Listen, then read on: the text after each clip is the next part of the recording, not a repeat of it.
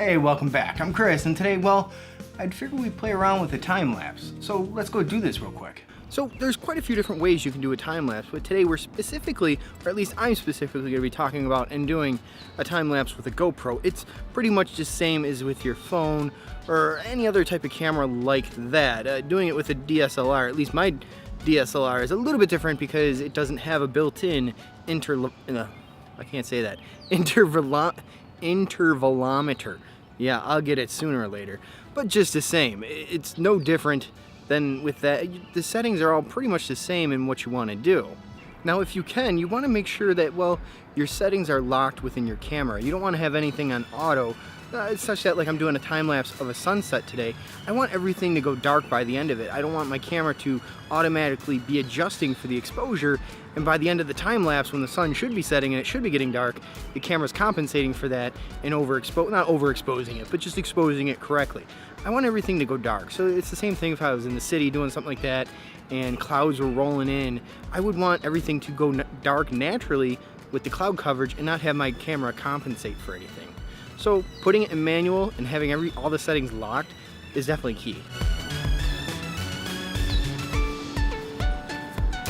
Now, while you're waiting for, well, your time lapse to finish, it might take an hour or more, go ahead and take advantage of the time that you have and go shoot some B-roll within the scene that you're in or within the location that you're in. Why waste your time? Why not get some extra footage, get some extra B-roll? Shoot a tutorial or whatever you're doing. Use your time wisely and make the most efficient use of your time that you can.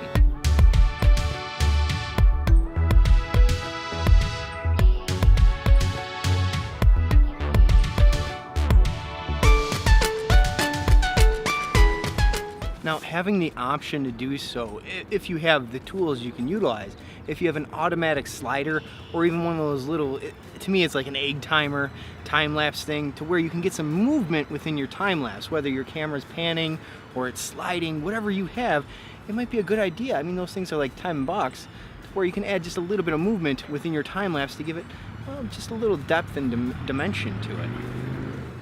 Audio is another key thing. With that motorcycle going by in the last shot, I should have talked about audio instead.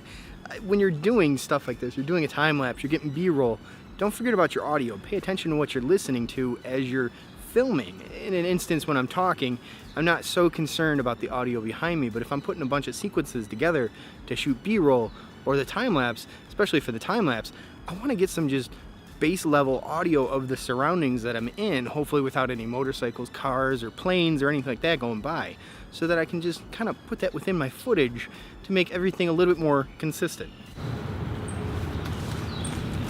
Alright, that was my audio. I only got about 30 seconds before a motorcycle went by again. I think they call it room tone, something like that, just so you have your base level audio.